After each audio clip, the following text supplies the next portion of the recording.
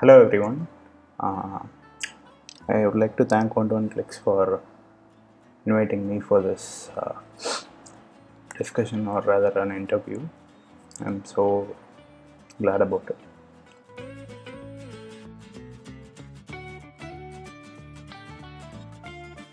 Okay, so I was born in Coimbatore, but I grew up in Chennai uh, right from an young age. So Chennai is more like home. And one distinctive memory would be my schooling up until fifth standard. Uh, I did schooling in Kendriya Vidyalaya till fifth standard. KV is a very liberal place to be in, so I have distinctive memory about the KV days. So after all that, I was like, after fifth standard, I was shifted to another matriculation school. So that didn't work out for me. But KV was KV was like it's like super happy days. So I really love those days. So that should be one uh, interesting memory from childhood.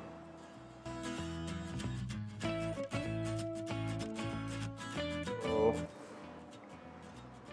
I did arts. I did commerce. So I was like when I was studying in MCC during 2011-12.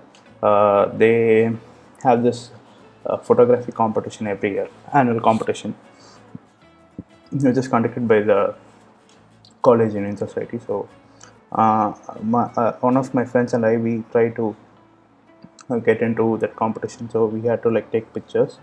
He had a camera, and I was using my mobile phone. And later I borrowed camera from my brother's friend, and I started using it. It was really fascinating, like how we like get fascinated by when we use a new device or gadget. So it was fascinating to use a DSLR camera. So that's how it started. Later it took a pause, and after some months resumed again. I started exploring it again, and uh, I'm finding it interesting till even till now. So that's the journey when it comes to photography.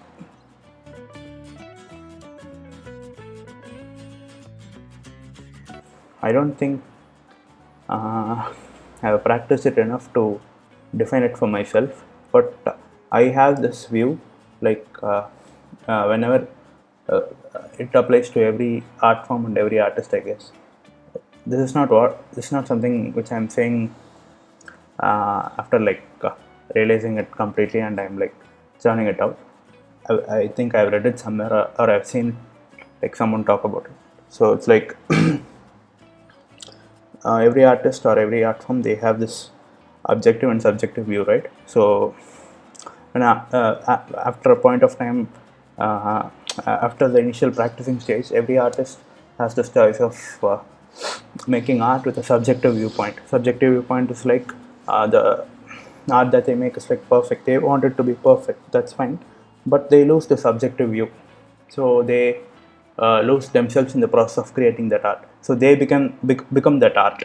So what happens is they fall prey to their uh, to their own craft. But having an objective view is like having a third person's view every time you keep making art.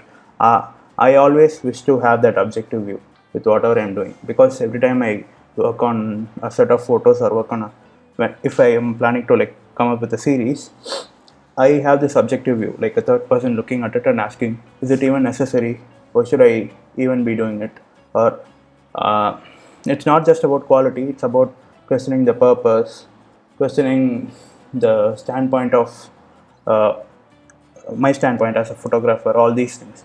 So it helps me like diversify and make like to an extent possible no nonsense art. That's what I'm trying to be in.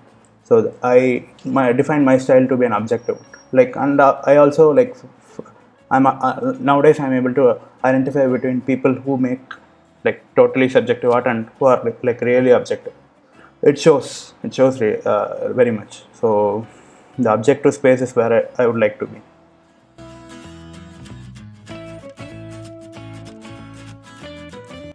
So I'm not really sure about it, but the answer would be like I'm never fond of all these complex stuffs. Makes me it makes me feel insecure because I was really bad at doing maths in school. So I had a tough time, like uh, cracking exams and getting out of schools. So like maths and anything to do with complexity is really hard for me, I guess, even now. So I like naturally like simple stuff. So things that are like really simple and easy to approach and accessible for everyone. That's what I like. And most of the inspirations or the pictures that I came across or that I like are simple pictures and simple work. So I like street photographs, complex street photographs, like work of Alexa as well. But uh, beneath all that complexity, I think there's a sense of simplicity in all his photographs, I guess. So I'm okay with those things, but I'm not okay with things that are like totally alien to everyone, like things that are totally enigmatic. I'm not fond of all those things as of now. So it's been like, uh, it's been like, it's been a long time since I started hating this complex thing. So I don't think it's going to change at all.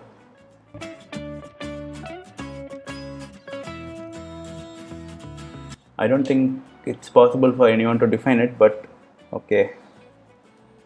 There are multiple things. I don't think there's only one thing that makes a good picture. There are like multiple uh, things to it, multiple layers to it. Mm, like every time we watch a good film or we eat a good food, uh, there are those rare times when everything falls in place and it's perfect. The film is perfect or the dish you eat is perfect. But most of the times, a thing or two goes missing. So I think this is applicable to any art form, music, photography, art, anything. So every time we try to like have that perfect equation, but it goes missing. We miss a thing or two without even realizing it. We know like this is not quite perfect. This is not that perfect picture, but yet we are like finding it difficult to point it out. Maybe after years, when looking back at pictures, I think it's easy for us to like find those missing elements in a specific picture. I think trying to have those higher number of uh, elements in place is what makes a picture perfect. And like apart from all these things that are totally crafty. So what's more important, I feel, is the purpose behind taking that picture, the purpose and standpoint, the purpose of shooting that picture and showing it to the world, and the standpoint of the photographer. So that's very important. The standpoint is very important more than the technical finesse and everything. So standpoint matters a lot. So I think that makes a picture good. If you make a very good picture with a very flawed standpoint, there's no point in even making it. So the standpoint matters.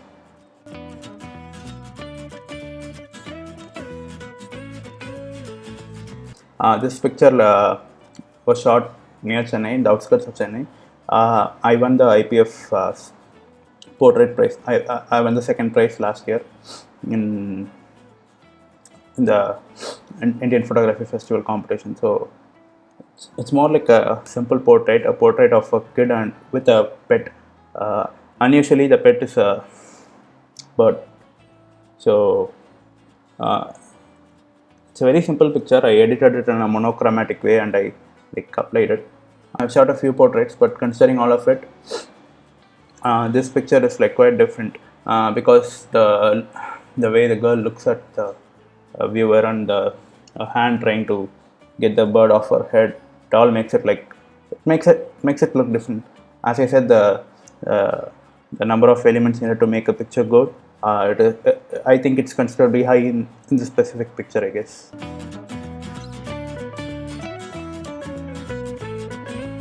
Okay, that's not. I don't have a specific location. Mm, I like the state of Kerala as such. The whole state, the terrain of Kerala is like fascinating for me. It's been fascinating for me over the like past 4 or 5 years. I'm not sure how long it will go, but right now That's the most fascinating place or the landscape I frequent to.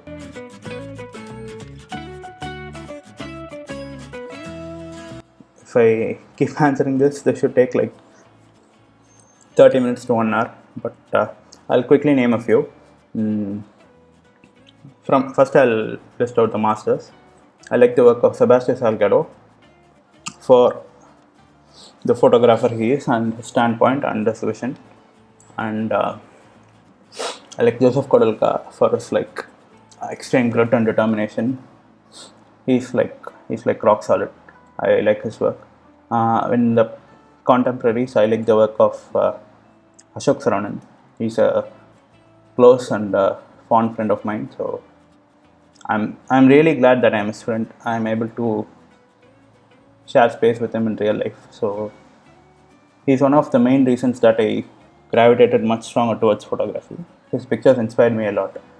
It is inspiring me a lot even now, and it will inspire because he's such a beautiful craftsman. He knows what he's doing. He's got a brilliant standpoint. He's good with craft. Like it's like the elements needed to make the perfect picture. It's always high.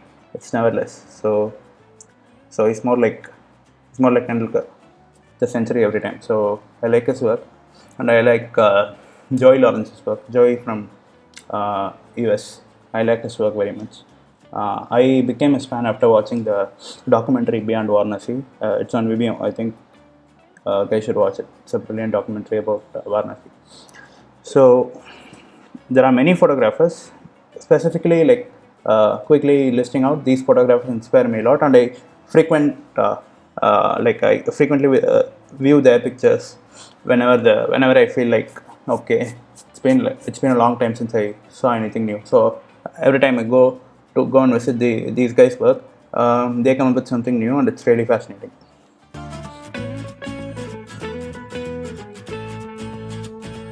There are a lot of movies. Okay, I'll quickly list out.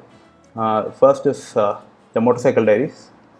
This is one movie that I recommend to everyone who asks me for movie recommendation, or sometimes I go voluntarily and recommend it. So it's like that one standard film, Motorcycle Diaries, and Zodiac. Next, I like a Malayalam film called Annayum Rasulum. I like a Tamil film called Patra Tamil. I like most of the work done by Anurag Kashyap. His works, specifically, I like Raman Raghav. It's a mind-blowing film. I like it.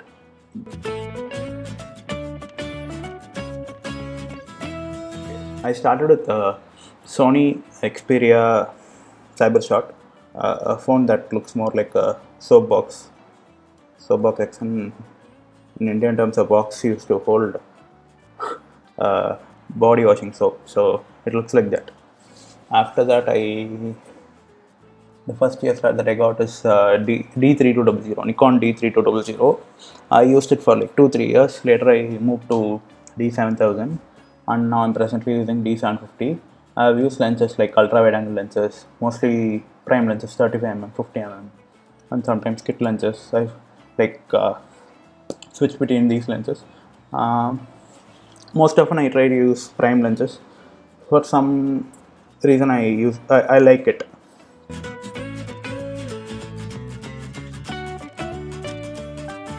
I don't distinctively remember one, but okay, I can call this my proudest moment.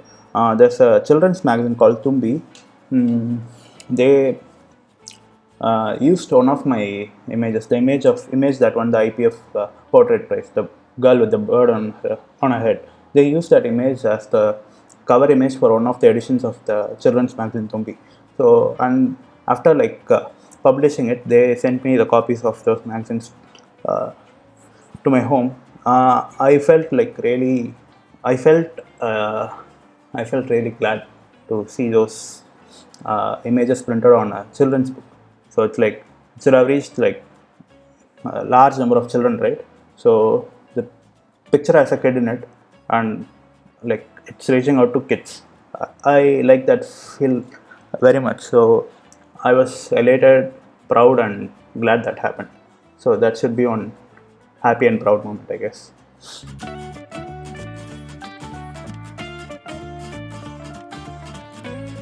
I haven't like explored much to even list out five, but I'll quickly say some.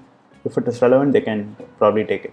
Initially, practicing the craft is very important.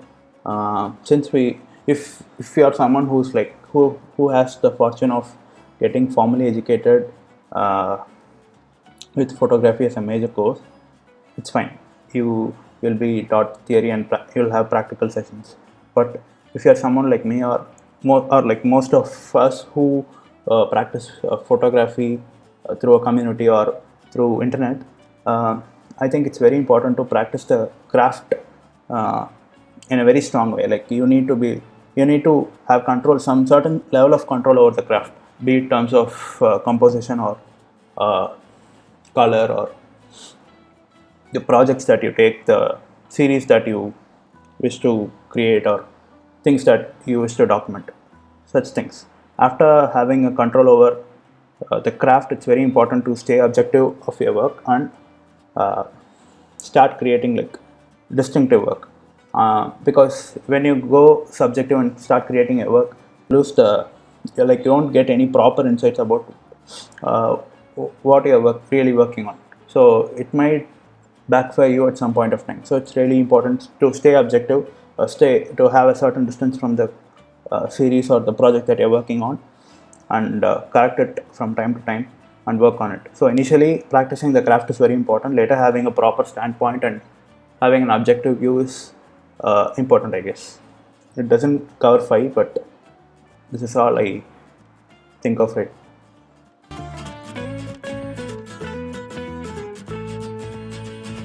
I thank you for inviting me and asking me like really important questions. So I'm really happy that you did. So final thoughts, as in One is doing a great job in terms of content and distributing it across people for free so that people can gain inspiration or pick up new stuff and go on to create their own stuff. It's inspiring, really inspiring. I'm a big fan of One. I've like written guest articles for One.